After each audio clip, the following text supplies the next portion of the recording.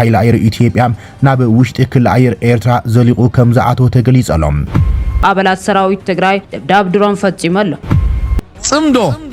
ገና ንኹላ ብልጽግና ጨርቃ ኸደርቢያ እዩ ፕሬዝዳንት ኢሳያስ አፈወርቂን ፕሬዝዳንት ዓብዱልፋታሕ አልሲሲን ግብፅን ኤርትራን በሓባር ጸጥታን ምሕዳርን ቀይ ባሕሪ ኣብ ደቡብ ኤርትራን ትግራይን ገዳይ ደብዳብ ድሮን ኩናት ምጅማሩ ይተርፍ ዓቕሚ ኣለዎ ዶ የብሉን ካሊእ ጉዳይ ናብዚ ኩሉ ነገር ኣትና እምበ ሃይልፈናል ደልየና እዩ ክልተ ኣሕዋት ህዝቢ ኮይና መፍለዩ ዶ ይብሉ صمدو كويتا صمدو قدم انت اذا كنت كم حديث تقرم انت تباسنا نعرق صبغ تسرحنا خان مرق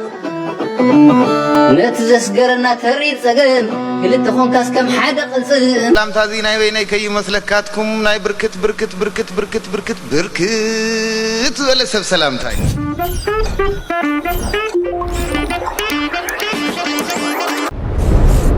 نزمدبز كاتاتالو زلخم بسواتن كبراتن تخاتلتي زرزر بزبلن صفح بزبلن እዚ ቪዲዮ እዚ ሓብርና ክርኡይና ሓቢርኩም ንክትከታተሉ ብምዕዳም ሓድሽ ለኾኑ ሰብስክራይብ ምግባር ከይስዝንጉዕ ብለኩም ሰናይ ጻንሒት ልዋም ምክትታል ሰላም ከዓነ ይወርደል ሰላም ኣወነ ዓለም በዓለሙ ሰላም ይወርደል ሃገርና ሰላም እንተኾይና ዓለም በዓለሙ ንሕና ንቐስን መንእሰይ ይቐስን ኣዴታት ንቐስን ኣቦታት ይቐስን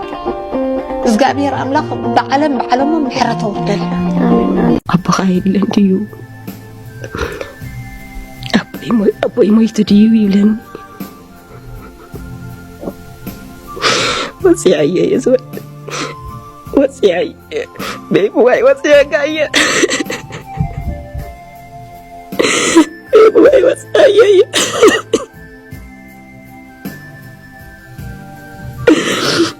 كازي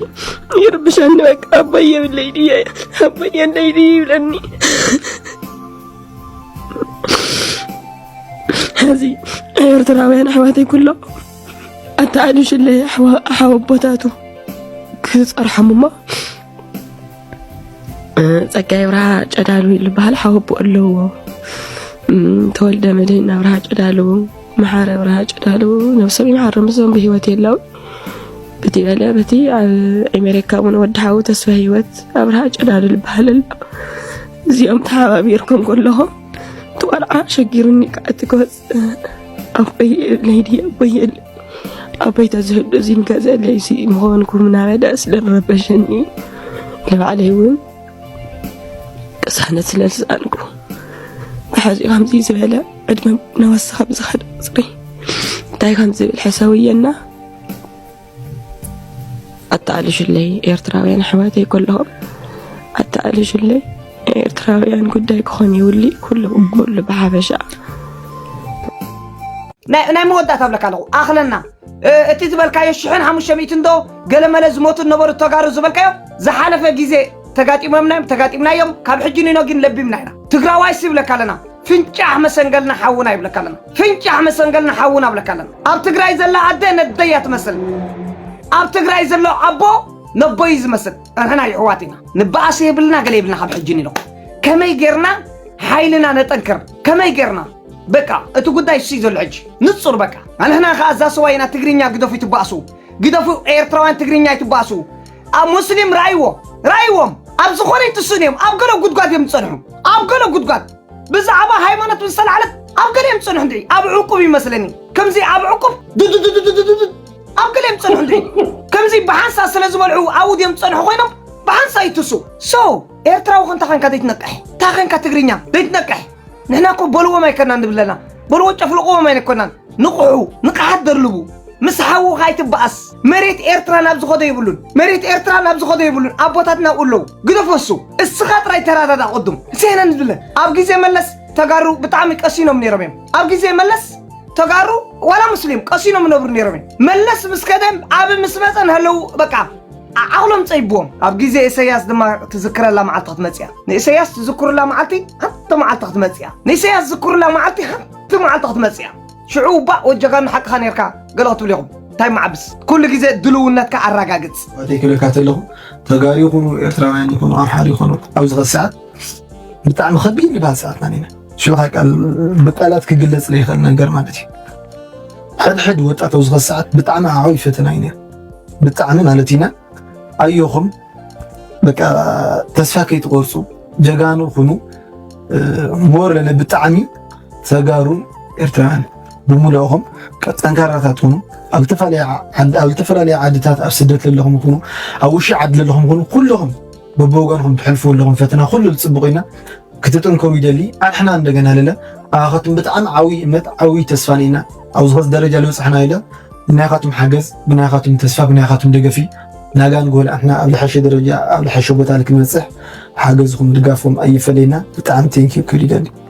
نسي تግራይ كلكم ويم حزب تግራይ كلكم ويم بحلالو من ينمن كلكم مرحت حواحات يكون مرحت هقدف صلئن باسنا بزنبرلو اوان سراويت ኤርትራን سراويت تግራይን حدحدهم زوابو له زنبرو ديو حزبي تلكيمو ويس اب صمدم ساعتوي حزب خلكم نحن اسقاب حجه خفينا زلو زحلف 100 عامت كاب هاص يوحنا جميركا حساب سياسن ملسن كسافت مالي ناي تግራይ ኩናት ምእንቲ ኢትዮጵያ ክንብል ዘፍሰስናዮ ደምና ዘሰበርና ያጽምትናይ እዚ ያአኽለና ንብላለን ካብ ሕጂ ንድሓር ክልቲኦም ፖለቲከኛታት ዘለዎም ሽግር ምስ ግዜ ዝፍታሕ እዩ ኣመንጎ ህዝቢ ሰራዊትን ኤርትራን ትግራይን ግን ክብተኽ ዘይክእል ቃል ኪዳን ክስራሕ ክኽእል ኣሎ ንሕና እንተ ሓቢርና ጥራይና ህዝብና ዝድሕን እምበር ኣይጠፍእኒ ሶ መና ይድሑር እቲ ነቲ ሓደጋ ዝኾነና ስርዓት ተሰሊፍ ዘሎ ይድሑር እቲ ብጽምዶ ዝኣተው ከምዛ ናይ ኢሳያስ አፈወርቂ ሓፍዘት ዝበለና ውሽጢ ጉድጓድ ናብ ጸልማትና ኣተወ ንዓሸገ ሰላም ገይርዋ ዝኒኣ ዓዱ ዶክተር ደብረጽዮን ከዓ ባንዳ ወዲ ባንዳ ቲፎዘ ባንዳ ዝኾነ ውሽጢ ዓዲ ዘሎ ብፍላይ ማለት እዩ ኣብ ደገ ዘሎ ምስ ኣተወ ሕነ ቀቢልካ ከም ኢስኻብ ኤርፖርት ናብ ጉድጓድ ኣብ ውሽጢ ዓዲ ዘሎ እውን ዓብዪ ጉድጓድ ብስከባ ተርፊሕርካ ጸልማት ምስ ደም ዘዘርእዩ ዝኽወፅእ ግበር حدر عزيز يزبلك دكتور دبرتين مالتي قدم خلا تجبر زلك باندا خاف تقراي كتطفل لك سلام كركو تخوين حزب تقراي مالتي حزب تقراي باندا خيطف سلام كركو مالت ግን حلم قدر طرحي تمليسنا ناوينا مخنياتو باندا سرحو ناي صلاي سرح عد متغباري قال سرح يول ወደ ኤርትራ ጉዳይ ልመለስና የዛሬው ዕለት በጣም አነጋጋሪ ጉዳይ ሆኖ ያለው ኤርትራ እንደ ሀገር የተባበሩት መንግስታት ድርጅት 85ኛውን ጠቅላላ መደበኛ ጉባኤ አድርጓል። መደበኛ ስብሰባ ነው። ይሄ የተባበሩት መንግስታት መደበኛ ስብሰባ ሲያደርግ ጉባኤ ደግሞ አለ፣ በጣም ሰፋ ያለ በየዓመቱ የሚያካሂዱት ጉባኤ የተባበሩት መንግስታት ጠቅላላ ጉባኤ 81ኛውን ጠቅላላ ጉባኤ ለማድረግ 16 ሀገራትን የወከሉ የጉባኤ አዘጋጆች ምርጫ አካሂዷል። በጣም ብዙ መነጋገሪያ የሆነው የተባበሩት መንግስታት ሀያላን የሚባሉት ሀገራት እንደ ቻይና፣ ሩሲያ፣ አሜሪካ፣ እንግሊዝ፣ ብሪታንያ እና ፈረንሳይ የመሳሰሉት ሀያላኑ ድምጽ ሰጥተው ጭምር በከፍተኛ ድምጽ ኤርትራ የተባበሩት መንግስታት 81ኛ ጉባኤ ምክትል ሊቀመንበር ሆና ተመርጣለች። ኤርትራ ምክትል ሊቀመንበር እንድትሆን ድምጽ የሰጡት አሜሪካም፣ ሩሲያም፣ ቻይናም፣ ፈረንሳይም እንግሊዝም ሀያላኑን ጨምሮ በርካቶቹ አሁን የአራት ኪሎን ፖለቲካ ውሃ በላው። ጽምዶ ገና ንኹላ ብልጽግና ጨርቃ ኸደርቢያ እዩ ጽምዶ ሕጅብ ሳልሳይ ደረጃ ይበጽሕ ዘሎ ቀዳማይ ደረጃ ሐሳብ ነይሩ ጽምዶ ንግበር ዝብል ሐሳብ ካልኣይ ደረጃ ነቲ ሐሳብ ህዝብ ምስ ህዝብ ምምርኻብ ኣብ ግብሪ ምውዓል ነይሩ እዚ ተፈጺሙ ሕጂ ናብ ሳልሳይ ደረጃ በሪኹ ንሱ ድማ ጉዕዞ ጽምዶ ማሕበረሰብ ዓለም ከም ዝፍለጥን ደገፍ ከም ዝረክብን ተገይሩ እዚ ሳልሳይ ደረጃ ፖርሱዳን ኣብ ተገብረ ጽምዶ ብወግዒ ኣሃዱ ኢሉ ጀሚሩ ኣብታ ኣኼባ ጽምዶ ተሳተፉ ምሁራት ፖለቲከኛታትን ጸለውት ሰባትን ሓሳባት ጽምዶና ማሕበረሰብ ዓለም ንኽዝርግሑ ሓላፍነት ወሲዶም ምንቅስቓስ ጀሚሮም ኣበይ በጺሖም ኣለዉ ካልእ ኣርእስቲ እዩ ግብፅን ኤርትራን ብሓባር ጸጥታን ምሕዳርን ቀይሕ ባሕሪ ናይ ገማግም ባሕሪ ሃገራት ጥራይ ምዃኑ ኣውጀን ኣለዋ ክልተን ሃገራት ኣብ ገማግም ባሕሪ ዘይኮነ ሃገራት ኣብ ምድላው ባሕሪ ወይ ቀይሕ ባሕሪ ዝኾነ ተራ ከም ዘይብለንን ኣስሚረናሉ ዘለዋ እዚ መርገፂ ነቲ ኢትዮጵያ ሶማሊላንድ ዝገበረቶ ስምምዕ ኣዲስ ኣበባ ናብ ባሕሪ ንምእታው ዝዓለመ ቀጥታዊ ምላሽ ምዃኑ እውን ብሰፊሑ ይርአ ገለ ተዓዘብቲ ድማ ዝርዝር ካይሮ ኣብ መንጎ ኢሳያስ ኣፈወርቅን ዓብደልፈታሕ አልሲስን ልምዓት ወደብን ባሕርን ዝብል ጽቡቅ ቁጠባዊ ሽፋን እኳ እንተተዋህቦ ብሓቂ ግን ሚዛን ሓይሊ ቀርኒ ኣፍሪቃ ንምቕያር ሓድሽ ሽርክነት ምፍጣር ጂኦፖለቲካዊ ፀቕጥን ምፍጣርን ዝግበር ስትራቴጂካዊ ስግምቲ እዩ ዝብሉ ኣይተሰኣኑን ዝምድና ኤርትራን ግብፅን ኣብ ታሪክ ክብን ለጠን ክብል ፀንሐ ኮይኑ ኣብ ዝቐረባ ዓመታት ግን እቲ ዝምድና እናዓመቐ ክመፅእ ፀኒሑ እዩ ክልተን ሃገራት ኣብ ብዙሕ ዞባውን ጉዳያት ኣብ ሓደ መርገፂ እናሓዛ ክመፃ ኣብ ሓደ ደንበ ክስለፋን ተራእየን ኣለዋ ብፍላይ ዝምድና ኤርትራን ኢትዮጵያን ድሕርቲ ንኩናት ትግራይ ደው ምባል ስምዕ ፕሪቶሪያ እናሓርፈፈ ድሕሪ መምፁ ማዕረ ማዕሪኡ ከዓ ኩናት ሓድሕድ ሱዳን እናተጓሃረ ድሕሪ ምኻዱ እቲ ዞባዊ ኣሰላልፋ እናነፀረ ክመፅእ ተራእዩ ክልተን ሃገራት ኣብ ርእሰት ዘለውን ክልተኣዊ ርክባትን ምትሕጋዝን ኣብ ዞባዊ ጉዳያት ሱዳን ሶማልያ ቀይ ባሕርን በውግዒ ሓደ ጽኑዕ መርገፂ ሒዘን ክጓዓዛ ከም ፀንሓ ይፍለጥ ሓይልታት ምክልኻል ስርዓት ብልጽግና በአንፈት ክልል ዓፋር ሓድሽ መንቀሳቐሲ የካይድ ከም ዘሎ ተሓቢሩ ኣብ ክልል ዓፋር ዘይነበረ ብርክት ዝበለ እዚ ሰሜን ምብራቕ ዝተባሃለ ሰራዊት ብልጽግና ናብ ኣንፈት ካልዋን ኣውራ ከምኡውን ጭፍራ ተጓዒዙ ሰፊሩ ኣሎ ብፍላይ ካብ ከተማ በዓል 15 ኪሎ ሜትር ንድሕሪት ዝርከብ ናይ ብልጽግና ማዓስከር ተቐሚጡ ዝነበረ ሰራዊት ናብ ሓደ ናይ ምእካብን ዝተፈላለዩ ናይ ጉጅለ መሳርሒታት ከም ድሽቃን ሞርታርን ዝበሉ መሳርሒታት ብበዝሒ ተዓጢቑ ኣሎ ብተወሳኺ ክልተ ተሰሓቢ መኻይን ኣብ ዓፋር ንዘለዉ ሓይልታት ሓራ መሬት ቀለብ ጽዒነን ካብ ኣብዓላ ናብ ኣንፈት ቶንሳ ተንቀሳቒሰን ከም ዘለዋ ፍልፍላት እቲ ከባቢ ገሊፆም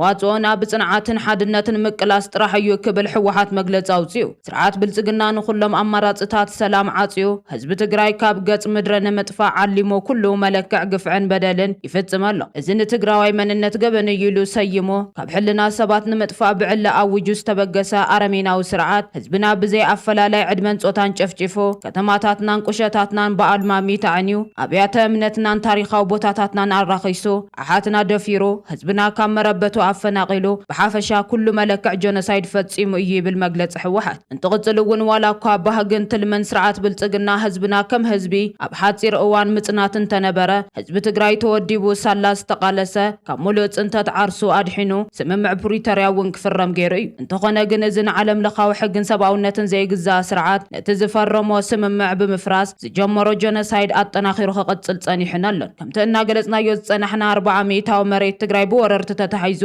بحيل استبارر حزبنا أما خلات معقوبي بحمامن طميتن يصنت ኣሎ ኣብ ትሕቲ ወረርቲ ዝነብር ህዝብና ብሰንኪ መንነቱ ይቅተል ይሳቀን ይባረርን ኣሎ ትግራይ ንምህዋኽ ዝወደቦም ሸፋቱ ክብል ዝገለጾም ተጠቂሙ ብሸነኽ ዓፋርን ጸለምትን ኣብ ልዕሊ ትግራይ ብተደጋጋሚ ኩናት ይጽሕትር ኣሎ ብተደጋጋሚ ደብዳብ ድሮን ኣብ ልዕሊ ህይወትን ንብረትን ሰላማውያን ሰባት ጉዳት የብጽሕ ኣሎ መቐጸልታ እዚ ተግባር ድማ ናብ 29 ጉንበት 2018 ዓመተ ምህረት ኣብ ዘወግሕ ለይቲ ኣብ ዕለታዊ ናይ ኣሃዱ ስራሕ ኣብ ልዕሊ ዝነበሩ ኣባላት ሰራዊት ትግራይ ደብዳብ ድሮን ፈጺሙ ኣሎ እዚ ስርዓት ካብ ጫፍ ናብ ጫፍ ትግራይ ሰራዊትን ኣጽዋርን ኣኽቲቱ ካሊእ ዙር ደማዊ ኩናት ዝጽሕትር ዘሎ ህዝቢ ትግራይ መንግስቲ ትግራይን ውድብና ሕወሓትን ኩሎም ኣፈላላያት ብሰላማዊ ድርድርን ዘተን ክፍትሑ ኣብ ዝጽውዓሉ ዘሎ እዋን እዩ እዚ ድማ ዕላማ ስርዓት ብልጽግና ህዝቢ ትግራይ ከም ህዝቢ ምጥፋእ ጥራሕ ምዃኑ ዘቃልዐ ተግባር እዩ ስለዚ መላእ ኣብ ውሽጥን ወጻን እትርከብ ተቃላሳይ ህዝብና ሕጂ እውን ኣብ ጎኒ እቶም ብቓልስኻ ዝሃነጽካዮምን ካብ እዋን ናብ እዋን ቁመኖም እናተስተኻኸሉን እናተሰጣጠሙን ዝርከቡ ዓቕምታት መኸተ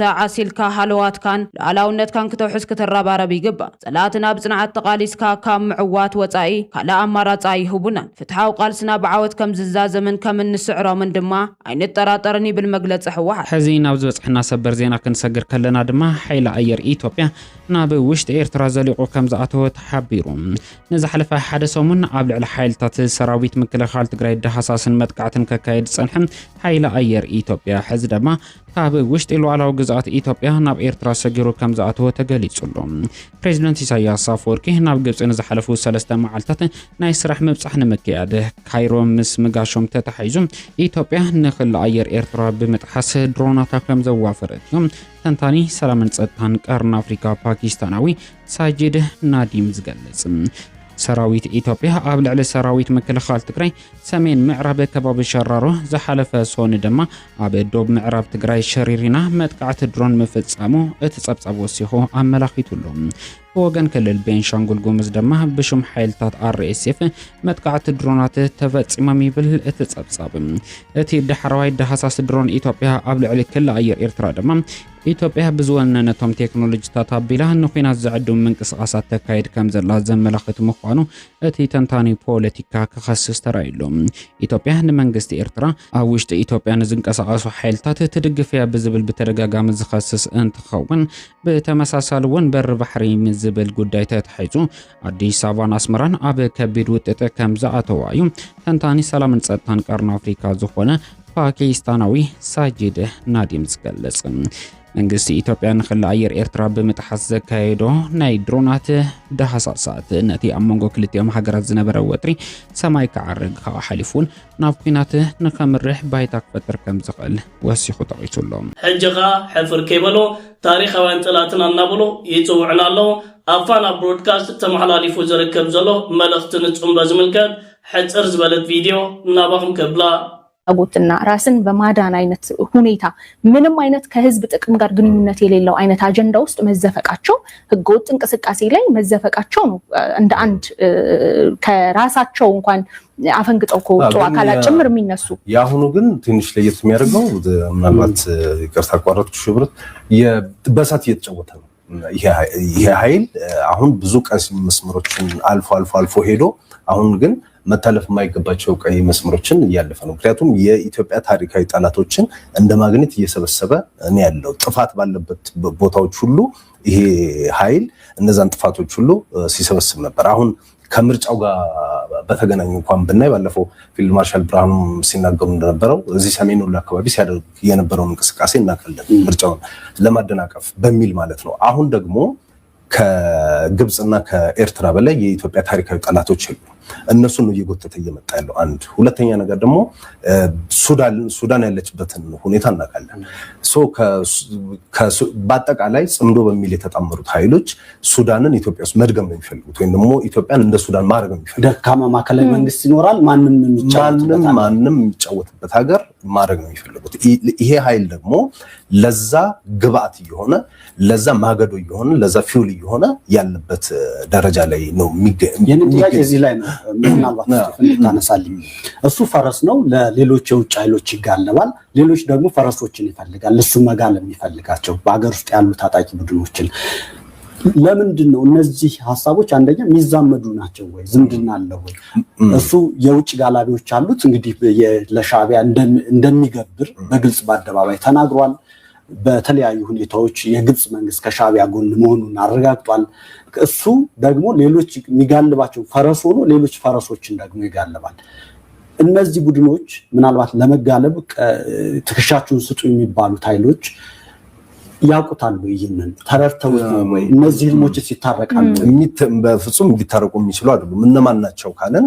በጣም የተራራቀ ህልምና የተራራቀ ፍላጎት ያላቸው ኃይላት ናቸው እዚህ የተሰባሰቡት አማራ ክልል ውስጥ የህዝብ ጥያቄ ያለኝ ብሎ የሚንቀሳቀሰው ኃይል ግቡ ፍላጎቱም እንደሆነ ይታወቃል ኦሮሚያ ክልል ውስጥ የሚንቀሳቀሰው ኃይል ግቡ ፍላጎቱም እንደሆነ ይታወቃል እነዚህ ሁለት ኃይሎች የሚግባቡም አንድ ላይ የሚሄድ ፍላጎትም የላቸውም ራሱ አሁን ይሄ በትግራይ ውስጥ የሚንቀሳቀሰው ጎጡ የግለሰቦች ስብስብ ፍላጎቱ ምን እንደሆነ ይታወቃል የተምታታ ከትግራይ ህዝብ ስነልቦናም ከትግራይ ህዝብ ፍላጎትም ውጪ የሆነ እንቅስቃሴ ውስጥ እንዳለ ይታወቃል ይሄ የሚመራው ልክ እንደ አንድ ጌም እንደምትለው ማዕከሉን አስመራና ካይሮ ባደረገ ኃይል የሚመራ የስብስብ ነው ማለት ነው ግን አያጠፋም ማለት አይደለም አሁን ኢትዮጵያ ውስጥ እንዲሆን እርግጥ የኢትዮጵያ ሁሉ ጊዜ ጀግና ልጆች አሏት ሁሉ ጊዜ የኢትዮጵያን ዳር ድንበር የሚያስከብር ጀግና የመከላከያ ሰራዊት እንዳላት ይታወቃል ለዛም ነው ባለፈው የጀነራል ተሾመ ገመቹ የውጭ ግንኙነት ኃላፊው የመከላከያ ውጭ ግንኙነት ኃላፊ እዚህ አዲስ አበባ ተቀማጭነታቸውን ላደረጉ ዲፕሎማቶች ይሄን ጉዳይ በተመለከተ ብሪፍ አድርገዋል ወይም መግለጫ ሰጥተዋል በዛም ላይ እንዳነሱት ይሄ ጽምዶ በሚል የሚንቀሳቀሰው ኃይል ይሄንን ጽምዶ የሚለውን ሐሳብ ኢትዮጵያ ውስጥ ለማውረድና መሬት ለማስነካት የሚንቀሳቀስ ከሆነ ልክ ሰም በእሳት እንደሚቀልጠው እነዚህም ኃይላት ይቀልጣሉ የሚል ጠንከር ያለ ምልክት ነው የሰጡት። አሁን ሰሞኑን የምንሰማቸው ነገሮች አሉ መከላከያ ጋር በተገናኘ ሊወስዳቸው የሚችሉ እርምጃዎችን በተመለከተ ማለት ነው። ስለዚህ ኩብራ ተኸታተልቲ እዚ ዕብዳንን መልከስን ነዚ ንከታተሎን ንዕዘቦን ዘለና ይዝመስል ዓበይቲ መደበራት ቴሌቪዥን ናይቲ ሃገር ኣብ ከምዚ ዓይነት حصر بروباغاندان نعاق لصبت زمتاتن تيتميمن يركب الله بريزيدنت إساياس أفورقن بريزيدنت عبد الفاتح السيسن أب زقنا تراخيبهم اللو أب ጉዳይ ጸጥታን መርግጋን ቀርና አፍሪካን ዞባ ቀይ ባህርን ከም ዝተዘራርቡ ድማ ክልቴን ሃገራት አፍሊጠን ቤት ጽሕፈት ፕሬዝደንት ግብጽ ከም ዝገለጾ ክልቴዮም መራሕቲ ኣብ ቀርና አፍሪካ መርግጋን ምድንፋዕ በሓባር ምስራሕ አገዳስ ምዃኑ ተስማሚዖም ኣለዉ። ኢትዮጵያ ኣፍ ደገ ባህር ንምርካብ ትገብሮ ድፊት ዝሰዓበ ወጥሪ እና አደገብ ዝኸደሉ ዘሎ እዋን እዩ ክልቴዮም መራሕቲ ተራኺቦም ዘለዉ። ግብጽን ኤርትራን በተደጋጋሚ ንጻዕርታት ኢትዮጵያ ክነቕፋ ይረኣያ። ሕቶ አዲስ አበባ ንሉዕላውነትን ግዝኣታዊ ሓድነትን ሃገራት ናይቲ ዞባ ኣብ ሓደጋ ከእቱ ከም ዝኽእል ድማ ይሙግታ። ኢትዮጵያ ግና ካይሮን ኣስመራን ኣብ ዞባው ዘይምርግጋ ኣበርክቶ ኣለወን ብምባልያ ትኸስስ። ኢሳያስን አልሲሲን ኣብ ሱዳን ኣብ ዝካየድ ዘሎ ግጭት እውን ዝዘተዩ ኮይኖም ግብፂ ንሉዕላውነት ሓድነትን ምርግጋእን ሱዳን ዘለዋ ደገፍ ደጊማ ኣረጋጊጻላ። እዚ ዑደት እዚ ኣብ መንጎ ኤርትራን ግብጽን ዘሎ ርክብ ሱር ይሰድድ ምህላው ዘርኢ ዓብይ ምልክት እዩ። ኣብ ዝሓለፈ ዋርሕ ሰበስልጣን ክልቴን ሃገራት ላዕለዋይ ደረጃ ምብጻሕ ብምክያድ ስምምዓት ምትሕብባር ክፈራረሙ ተራእዮም። እዚ ድማ ኣብ መጓዓዝያ ባሕርን ምትእስሳር ቀይሕ ባሕርን ዝምልከት ዓብይ ስምምዓት የጠቃልል። ኣብ ጸጥታ መስመራት ንግድን ጸላውነት ቀርና አፍሪካን ዝግበር ውድድራት የዓብብ ዘለሉ ዝዋን ዞባው ምሕዝነት እና ተቀያየረ ይኸይድ ከም ዘሎ ብዙሓት ተዓዘብቲ በቀረባ ይከታተልዎን ነዚ ገልጹን ኩናት ምጅማሩ ይተርፍ ዓቅም ለወደ የውሉን ካሊ ጉዳይ ደቀን ዘወዳ አዴታትናስ አትሊስት ዕብ ይዕረፋ እንኳ ሓሳኻሎት እና ሓደ ግዜ ተሓስቦ እዚ ሊደርሺፕ እዚ ብዙኾነ ይኹን ሴቪንግ ግሬስ የውሉን ወፊርካ እቶ ዘብል ዋል ሓደ ነገር የውሉን ካብ ክጠፍእ ዝግብኦ አይ ዊሽ ብሰላም ተረዲኦ ተዝጠፍእ ግን ኩናት ምጅማሩ ይተርፍ ዓቅም ለወደ የውሉን ካሊ ጉዳይ ናተይ ስጋቱ እዩ ኩናት ቀንጠብጠብ ከይጅምር ሞ እቲ ካብኡ ፅር ዝወፀ ታይስሙ ከይናቱ ኩነታት ከይናቱ እቦ ሶጌታቸው ሕዝታ ጉዳይ ዚያ ክነጠቃላሙ ታብናይ ወፍርን ቢታብናት ካግዜል ጀመረት መንቀሳቀስ ናይ ደብረጽዮን ሕዚ በወፍሪ መምላስ ተወንዘፈ መንግስቲ ትውዳላ ትመስል ሶ ደብረጽዮን እውን ተመሊስ ፕሬዝዳንት ይብለሎ ሶ ፀሓይኩም ክበርቅዩ ችግር ክፍታሕዩ መውፅእ በር ክረክብና ናይ ሱዳን ዶ ናይ ኤርትራ ቅርሺ ዶ ክንጥቀምና ገለሉ ማዓት ፕሮሚስ እዩ ኣትሉት ማሕበረሰብ እቲ ማሕበረሰብ እውን ከምታ ትሪኣያ ዳርጋ ክባዕ ፅዋይል መስል ፀገም ውሽጢ ኮይኑ ግን ዝኾነ ነገር ደኾን ይገብሩ ኢሉ ልፅበሰብ እውን ውሕደ ይመስለኒ ቁፅሩ ሶ ናይ መጨረሻ ዞም ሰባት እዚኦም እቲ ናይ መቐለ ጉጅለ ስገብሮ ከሳኽዕል ክእል ለይክእል ነገር ብግልጽ ቋንቋ ኣቐሚጥና ሓልፍ ኢለናት ካርዲታ እዩ ታዮም ስገብሩ ልኽእሉ ተወንዘፈ መንግስቲ ሒዞም ኩናት ድዮም ከም ትለልካዮ ኣውጆምስ 7-8 ዕጡቃት ኣኪቦም መፅኦም ኣዲስ አበባ መንግስቲ ክኾኑ ተደራዲሮም ምስ ናይ ፌደራል መንግስቲ ድዮም ናብ ሰላም ክምለሱ ፕሪቶሪያ እውን ፈሪሱ ኢሎም ስለኣወጁ ኦልሬዲ ሶ ብግልጽ ክገብርዎ ልኽእሉ ለይክእሉ ነገር ኣስሚርና ተንውዳእታ ኣጀንዳ ሰለ ኣነ ታይ መስለካ ስሩ ናይ ትብሉ ዘለኻ ምስ ፋኖያ ምስ ቤኒሻንጉልያ ምስ ኦብነግያ ገለ ሓቢርካስ መንግስቲ ገልቢጥለይ ስግደፉ ክሰርሕ ይኽእል ይፈልጥዎም ሕልሞም ካብ ሕልሞም ብዙሕ ምብርባር ስለዘይኽእል ተዘይኮይኑ በዘይከኣል ኣብ ደራሲኡ እዚ መፅሓፍ ዘንበብክዎ እዩ ኣይ ወታደራት ተኣኻኺቦም መንግስቲ ክውድቑ እዮም ሙስሊም እውን ይዕምፁ ኣለዉ ታክሲ ገናሕቲ እውን እዩ ዓመፅ ይገብሩ ኣለዉ መንግስት ክወድቕ እዩ ይብልዎም ሓደ ፊውዳል ኣይ ሓደ ሰብ ኣማኑኤል ሆስፒታል ኮይዱ እቲ ዶክተር ብፅሉላት ተኸይቡ ሓዲኡ ዕረፍ ይብሎ ሓዲኡ የባርሮ ድሓር ገሪሙ እንድገለ ዝኾኑ ሰባት ከመይ ገይሩ ዝኣልዩ ዘሎ ቶም ኣይ እሱ ናይ ሕድሕዶም ሽግር ስለዝፈልጥ እንታይ ይገብሮም ኣሎ ኢሉ ድሓር ተተሓዋዊሮም ከ ኣይ ዑድ ሰይተሓዋወርን عودة يتحاورن هذه أبيهم تراهم بعد كذا بزجرمن نتاعي مسلكا درجات تصقي زمانك هسي من دورتين زهونا ناي بينشانغول قالت أكيوم ناي منجستي أول درجة قد كرر يقوله سويخونن أنا تزوج أنا ما ناي شعبي أجندة سيمبليا بقول كباب كحكو حيبلو حز قراك حسب مشق يقعد له ترى قراك حسب مشق تقعد كحكو حيبلو يبلو تمكلاك يا نزي ارمجا هو سر يدو او اي رغرغ تقرا تاموتن طفاتن وتقرا كاب ኤርትራ ታይቆት ይخمصنا እስኪ ንገረኒ አይናይ ሚሊዮንስ ዶላር ሳሊው እዩ ወርቅ ሸይጥና እንደምኩሉ ወርቅ ሸይጥና ዝኾን አቆሕት ከእቱ ኮይሉ ናይ ራማ መንገድ ብምኽፋቱ ህዝብ ዓድዋ ዘትረፎ ነገር ተልዩ እታ ዝርካ ዘይትን ሽኮርን ዋጋ ይውስኽ ህዝብ አክሱም ህዝብ ሽረ ህዝብ መቐለ ሁና ወልኻ ዋይ ካብ ኤርትራ ታይ ምህርት ክንቀበል ኮይና ኢና بناقفاس لستقمنا ناقفاس أبزي عقما بثلاثة قرشات تشرف لهم بس ثلاثة 10 قرشات تشرف لهم أنت إيكونومي تمسرتي لوب سايز زخون أرينجمنت تفوتيرو سو نايت تقرأ هفتي لا ناقفها أنها تمنزرة يطفئ اللي يوصل له سيمبل إيكونوميك هاي اسمه جيني سيدل بكونترو عند شمس أبكا بعفارز مس زيتي بعسر بثلاثة قرشات تجزء تنيرها بالليترو وب100 قرش تجزء تنيرها ኤርትራ መንገድ መስተኸፈተ ናብ 300 ኣትሉ ነዳዲ ተናይውሎ ኣሎ መብዛሕትኡ ሓሶት እዩ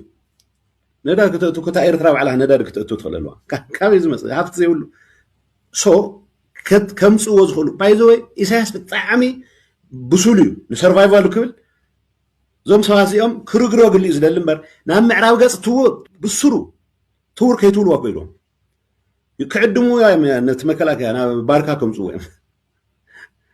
حزيهم زمصامات دقنا حيزم نابك موصي كباب لما طوقي خفتو كباب زول وقي خفتو بحيلي يخردنو او سودان زول حيلون او سودان قوم ነገር كيسرح ናይ خال اجندا مفصم خوينو ክትጣቅት ጎር